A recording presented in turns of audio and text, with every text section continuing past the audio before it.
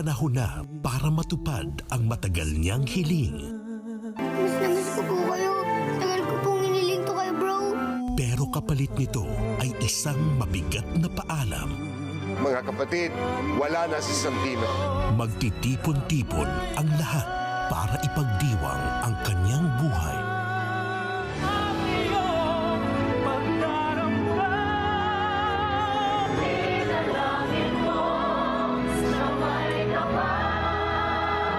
Isa kang inspirasyon.